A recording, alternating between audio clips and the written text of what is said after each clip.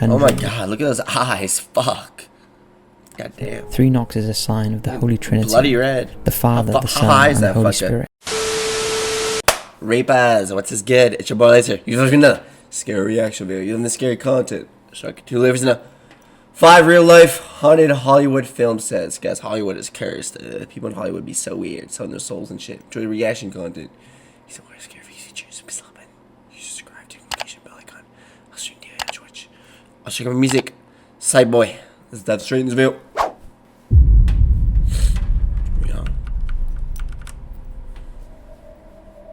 Making a movie must be an enjoyable but stressful process, especially if the subject is particularly dark or traumatic.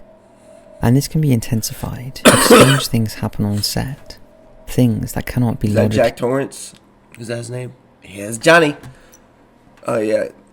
You know what's funny? In the book, she was actually pretty the lady, like the wife, she was much more strong in the book. She wasn't as big as like that, what was his name? Fucking Stephen King. This is such a good movie. What the fuck is this motherfucker doing? But Stephen King was actually upset about The Shining. Like he thought he didn't like the movie at all. I thought The Shining, like the movie was good. You know, obviously it wasn't like compared to the book. Like I'm not saying better than, fuck, I can't talk. I'm not saying it wasn't better than the book, but like I never even read the book. But I'm just saying like they didn't compare. Like they were two different things in a way, you know. But she was much more like fucking strong in the book apparently, and the Stephen King didn't like how they fucking did it, you know. Probably the best horror movie of all time, bro. And it was like in the 80s. Yeah. explained as just coincidences. In this spooky video, we're going to look at 5 movie sets, some that have depicted the lives of real life people that appear to have been either cursed or haunted in some way, possibly by the disgruntled deceased subject of the movie, or in at least 2 instances by an altogether sinister force. It's the creepy marathon month, so hit those lights, sit back, and prepare to be spooked. Being possessed. Behind the Candelabra, a biographical film about the last 10 years of the life of flamboyant pianist Liberace, starring Michael Douglas as Liberace and Matt Damon as his lover, Scott Thorson. The movie is based on Scott's memoirs about his time with the pianist and documents the extravagant way Liberace lived his life and how he tried to mold his lover Scott. I hate having hair like, look at this, bro. Anyone that has hair like that should like instantly off themselves. I'm kidding, that's way too far. Always shave your fucking sides, bro. I always shave my sides. Into a younger version of himself by paying for him to have extensive facial surgery. It also reveals his bizarre attempt to try and officially adopt Scott to conceal the fact they were in a gay relationship. But eventually, their relationship breaks down due to Liberace's controlling ways and his obsession with younger men. After the breakup, Scott seeks his financial share of the property they lived in by suing Liberace for over $100 million. And the Palamy lawsuit that follows I swear, bro, it's always this exact combo. This someone like in a rich like movie. It's always this exact fucking suit and this fucking doggy right here. It's always tales of their 5-year romance. We will not, of course, give any more spoilers, but the film ends with Liberace's funeral, in which Scott imagines seeing Liberace. I swear, bro. Whenever I see this drip is so shit, man. Whenever I see like outfits like this, I just get like rich asshole vibes, you know what I'm saying? This is so dog shit. One last time with his traditional flamboyance before being lifted to heaven with a stage harness. It's no surprise that with such a flamboyant life, that even in death, Liberace would not want to be upstaged. He would also have been mortified at the fact that details of his private life and sexuality had been turned into a movie. So when both Michael Douglas and Matt Damon experienced unusual happenings on the set of the Liberace movie, it was widely believed the man himself was responsible. On more than one occasion, they both felt a cold swirl of air pass by them, and both noted a strong smell of men's cologne, something Liberace was known for. Bro, I just know this motherfucker is like the most boring person to ever walk the planet.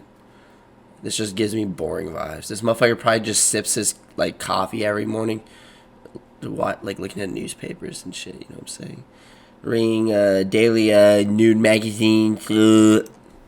However, perhaps the eeriest thing was when Michael Douglas was portraying full-on Liberace whilst playing the piano, and he felt like someone was touching and caressing his shoulders, despite there being no one near him at the time.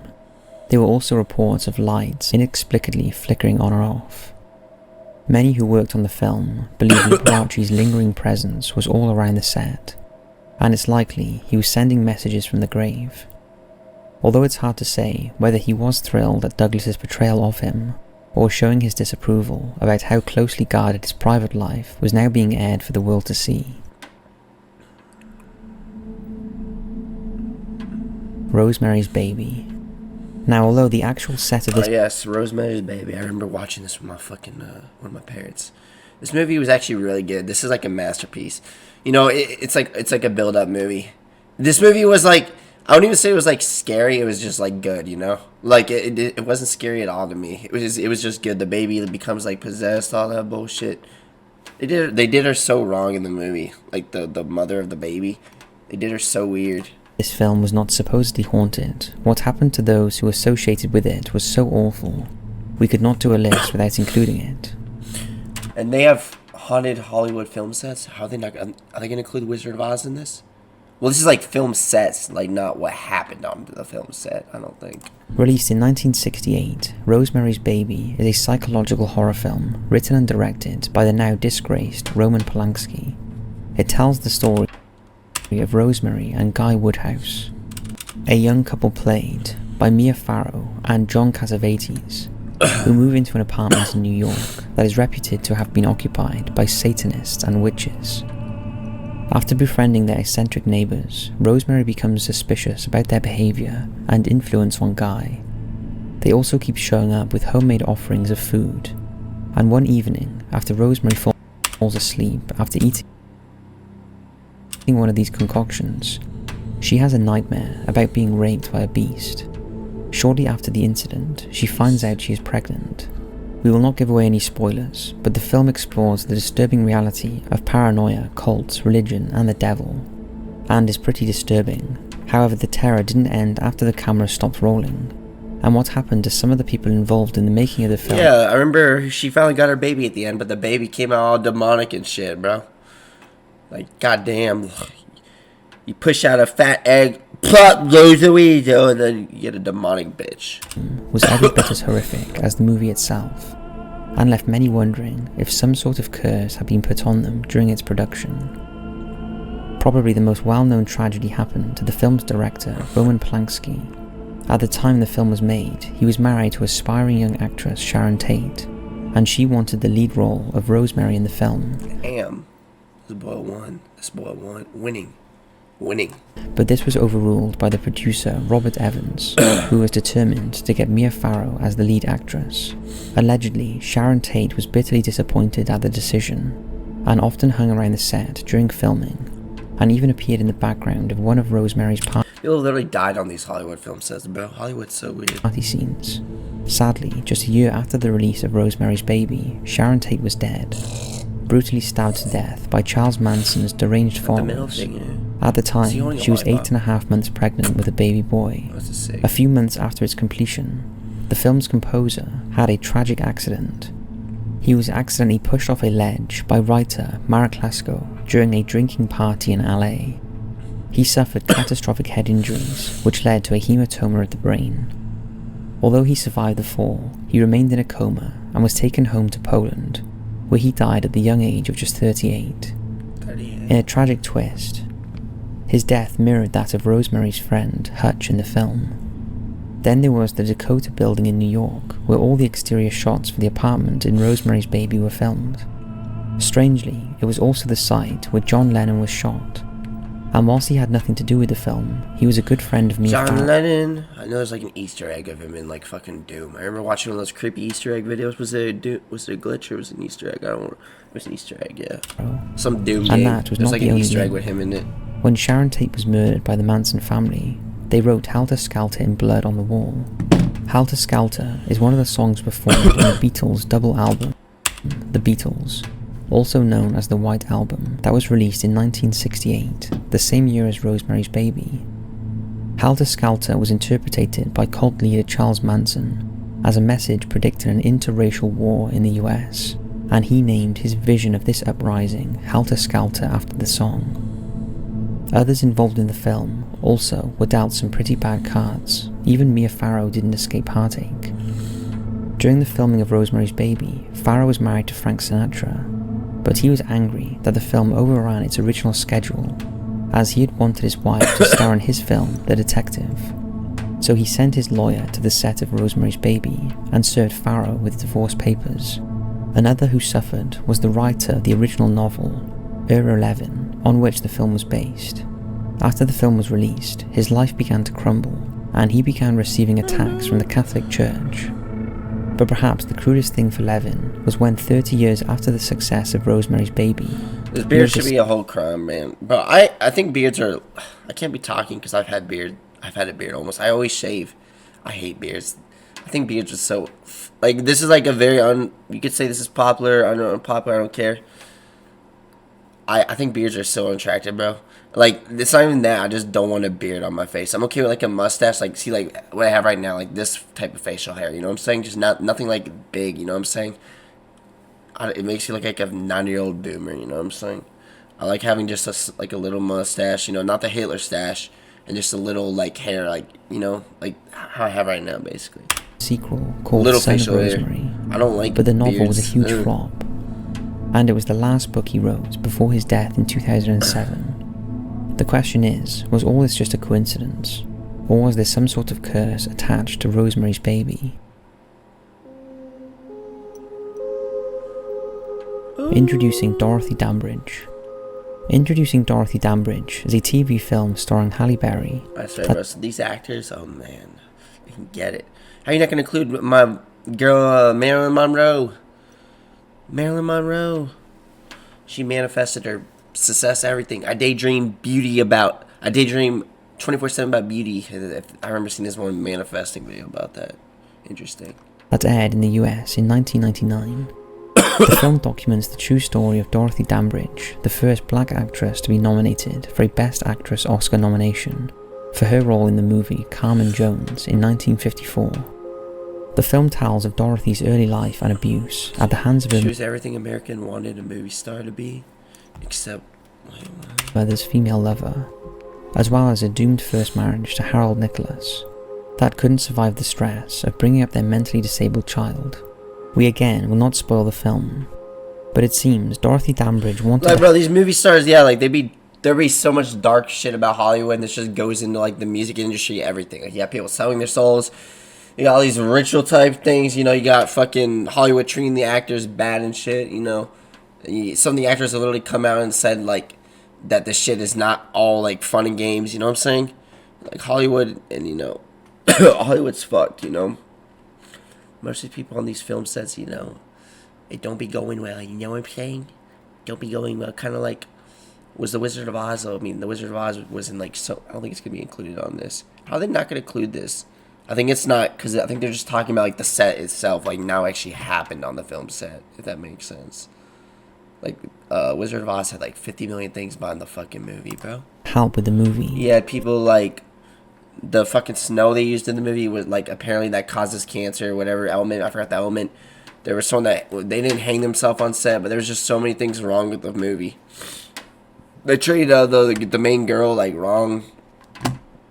The tinfoil man, I think, got, like, a cancer. He got some disease from it, apparently. The animal fur, the lion fur, was that actually real? That one's actually not that, like, bizarre. I mean, they could have used fake, but either way, I think it was real. There was, like, so many things wrong with the movie. Oh, yeah, the fucking acid that was poured on, like, the witch or whatever. The makeup. Apparently, her makeup, like, actually gave her problems. Like, she ended up, like, getting her skin burned from it and shit. There were so many dark things behind that movie. The movie had, like, a whole catalog of, like, bizarre, dark things, you know? Like... From Beyond the Grave. And after the filming was finished, Halle Berry... Hold on, let me look it up real quick. Yeah, like, I'll show you guys. I don't want to take too long. Wizard of Oz.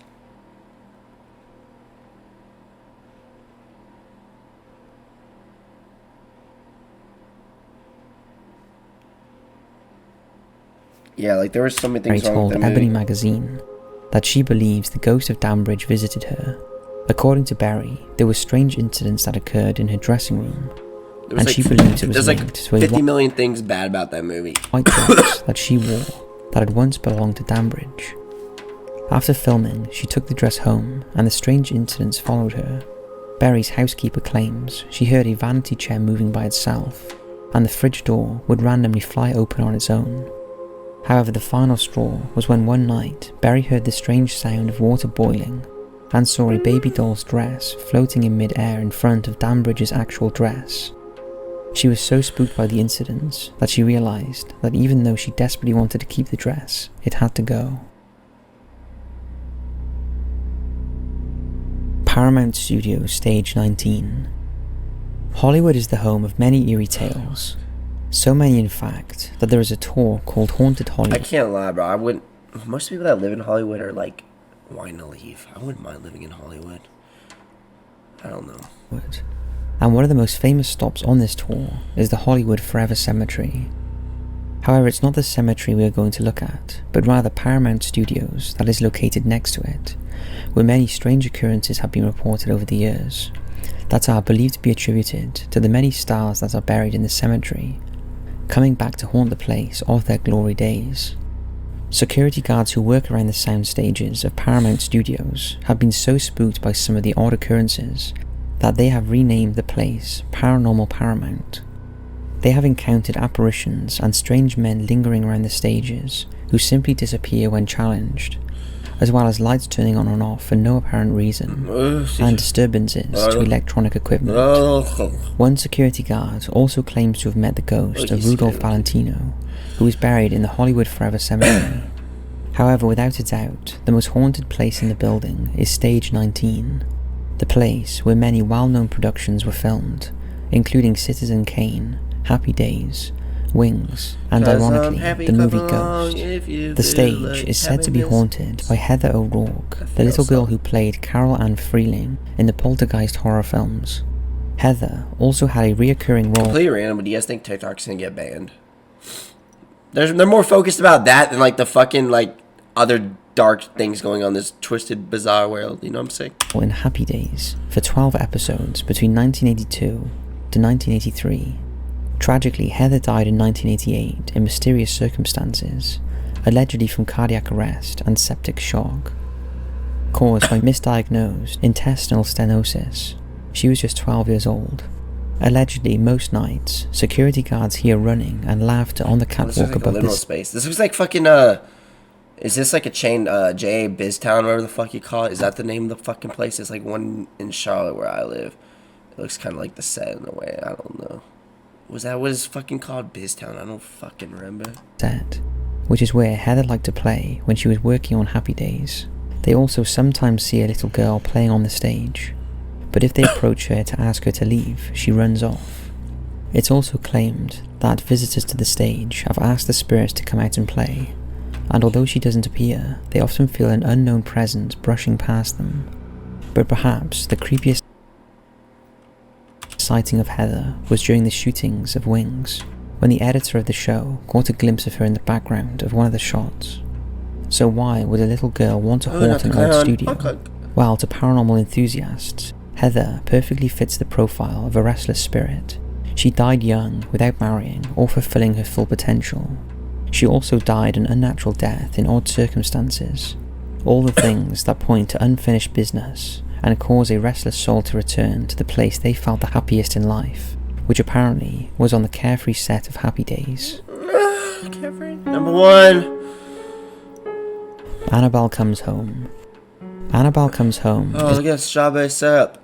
Dude, I just had fucking McDonald's, man. I had that fucking pancake meal, you know, the one with like the eggs and the fucking sausage, like the miniature pancakes. It was so good. You know, I hate McDonald's, but like if I'm gonna eat something from there, it'll be their breakfast. It's all bad. Like literally, someone almost died from just eating there. Look at all this blood.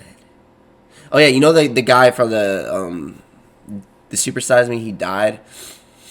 I wonder why. I think that thing literally like reduced his lifespan, literally. You know? I think that's literally like the main reason why he died like a little like earlier than expected. You know what I'm saying? That shit probably killed him. Is a 2019 American supernatural. Probably took like 20 years off his life. horror film based on the legend of the Annabelle doll. It's the 7th installment in the Conjuring universe franchise, and the 3rd to focus solely on the doll, and the most recent film in this haunted set list.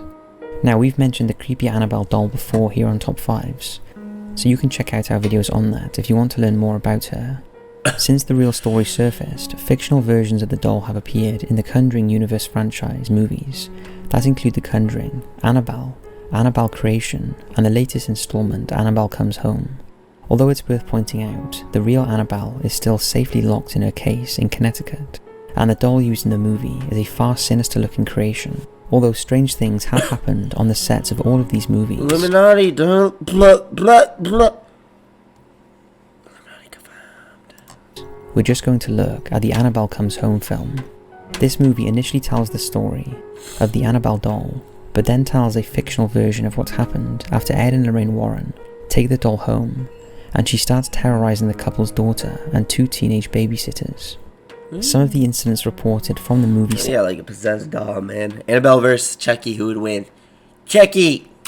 Include chairs moving, plates flying off racks, and unknown fingerprints appearing in dust, as well as a piano bench mysteriously moving overnight on several occasions, despite no crew being there at the time and the stage being locked.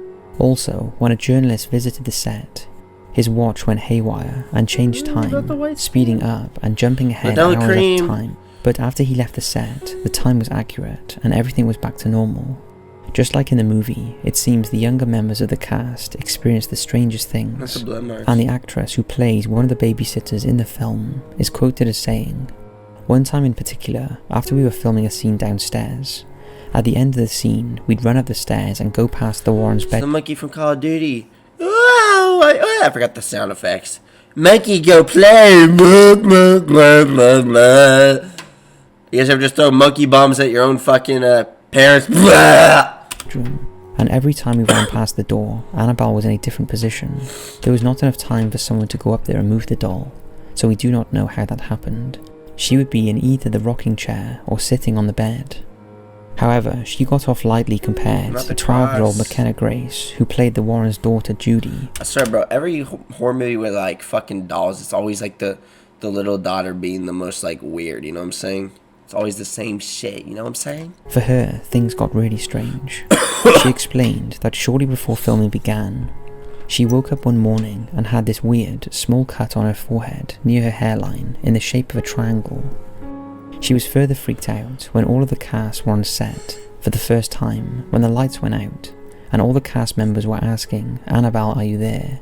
Then the lights turned back on and McKenna realised her nose was bleeding heavily, but as soon as she left the set to get a tissue, it stopped. McKenna also experienced unexplained loss of power in her trailer, doors that she found open when they'd been shut, and a shadowy figure asleep in one of the empty rooms on location. Not only that, but a witch bottle she had gotten as a gift in the film began heating up out of nowhere and burned in her hand. Also, a glass case suddenly fell over right where she and co-star Madison had just been standing, narrowly missing both of them. But possibly the creepiest and inexplainable thing on set was the camera that couldn't capture a photo of Annabelle. During filming, McKenna bought a new instant camera to take pictures with cast and crew, but every time she snapped a photo with Annabelle in it, the picture came out black. She tried 2 different cameras and both times it came out black, whilst every other photo was fine. If that wasn't banal enough, when she took... And the doll was, look at her, bro, she's giving that look. Give me this motherfucker look. What'd you do to my kickies? Are they having fucking cake or that? A selfie of herself and 2 other co-stars who play the Warrens in the film. Yeah, she's looking the at her, large bro. cross. She's always trying to get possessed and shit. It's always the little one that gets the most weird, you know what I'm saying? That Patrick Wilson is wearing for the movie was whited out in the photo with black stuff around it. But that was not the only problems with the cross. McKenna wore a rainbow-coloured rosary, and one day the crucifix just fell off onto the floor. She'd been wearing it all day and it was fine, then all of a sudden it just broke for no reason. And then there was the Annabelle doll herself. In one scene, McKenna and Madison were walking down a corridor and they heard 3 knocks on a door, but as the camera was rolling they ignored it, but after hearing it for a 3rd time, they went to investigate. When they opened the door, Annabelle was sitting there in a rocking chair. At first, they thought it was the crew messing around, but when they heard the knocking again on the next take, they opened the door again and Annabelle was gone. Just a side note for those who haven't seen The Conjuring. Oh my god, look at those eyes. Fuck. God damn. 3 knocks is a sign of the Holy Trinity. Bloody red. The Father, the Son, and the Holy Spirit. Haunted, or just good promotion for dude, you should see me when I used to... Oh, I'm so glad I stopped smoking. I'd take like a blinker, bro. Like a full-on blinker. Oh, man. Movie. What do you think? So that's 5. Well, guys, this video, if you enjoyed it, watch this Hollywood film sets with interest in you. Reaction content, more reaction features to do. I'll see you next one. Peace.